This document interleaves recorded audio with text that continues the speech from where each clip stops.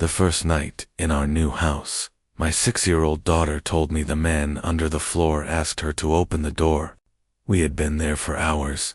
My name is Mark Coleman, and 8 months ago I moved my daughter Lily into an old farmhouse just outside Millersburg, Ohio. After the divorce, I needed a fresh start, and the house was priced so low, the realtor barely explained why. She just said, the last owner moved out suddenly. That first night, I laughed off what Lily said. Kids make up friends. I tucked her in, told her the man under the floor was just her imagination, and went to bed myself. The second night I heard it, a tapping sound, coming from somewhere beneath the hallway floor. Not random, steady. 3 taps, a pause, 3 taps. Like something waiting for an answer. I told myself it was pipes settling. Old houses make noise. By the end of the week, the tapping had a pattern I couldn't ignore. It always started at 11:47 p.m. every single night, and it always came from directly beneath the hallway closet. Inside that closet, hidden behind a stack of boxers, I found a small wooden hatch set into the floor, a crawl space entrance. It had been boarded shut, and not with old nails either. The wood was fresh. Someone had sealed it recently, and sealed it well. I asked Lily about the man under the floor again.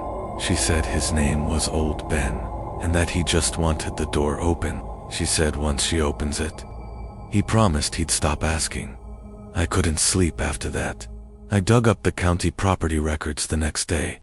The house had sat empty for 11 years before I bought it. Before that, a man had lived there alone, and the records mentioned an old well beneath the original foundation, filled in decades earlier after what the county simply called an incident. That night, the tapping didn't come. For the first time in a week, silence. I told myself that was good news. It wasn't. At 3 a.m., I woke up because Lily's bedroom door was open. Her bed was empty. I ran into the hallway, and the closet door was open too. The hatch beneath it, the one boarded shut just days before, was pulled wide open. Splinters scattered across the floor like something had torn through it. From the inside, I grabbed my flashlight and knelt at the edge of the hole. It was too dark to see the bottom. Then I heard her voice, Lily's voice, coming from down there, calm and steady. "Daddy," he says, "you can come open the door now." My flashlight was dying, and behind me, in the hallway, something whispered the exact same words, in the exact same voice, one more time, except this time, it wasn't coming from below me anymore. It was standing right behind me. The woman in the photograph had her eyes closed in every picture I found, except one. In that one, she was staring straight into the camera, straight at whoever was holding it. I'm Claire Dawson, and last spring I inherited my great-aunt Ruth's house in Baton Rouge, Louisiana. Ruth died alone. No one in my family had visited her in years, though nobody ever explained why. While clearing out the attic, I found a box of old photographs, dozens of them, all showing the same woman in a black morning dress from another century. In every single photo, her eyes were closed, like she was sleeping standing up, except one, on the back of that one. Someone had written, in shaky handwriting, "She open now. She'll see you." I laughed it off, put the box in a drawer, and went back to unpacking. Small things started happening after that. The bathroom mirror, angled slightly differently every morning. Cold spots in rooms with no draft. The feeling that someone was standing just behind my shoulder, gone the second I turned around.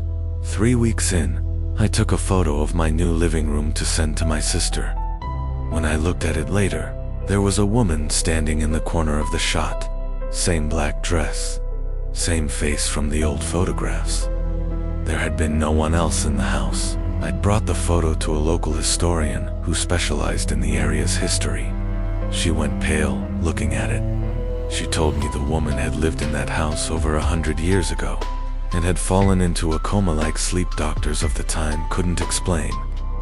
Her family, terrified she wasn't truly gone, photographed her constantly, waiting for any sign she'd wake before they buried her. Eyes closed meant she was still asleep, they believed, and a local superstition, passed down for generations, said one thing clearly: if her eyes were ever seen open in a photograph again, it meant she'd finally found her way back out. I went home and tried to burn the one photo where her eyes were open. The match caught. The photo didn't. That night, I woke up to check on a noise in the hallway. Every photograph in that box, the ones I'd hidden in a drawer, were now spread across the floor, and in every single one, her eyes were open now. All of them, watching whichever direction I stood in the room. I turned toward the hallway mirror to steady myself, and that's when I saw her not behind me in the room, behind me in the mirror, standing close enough that I could feel her breath on the back of my neck, even though when I spun around, there was no one there at all.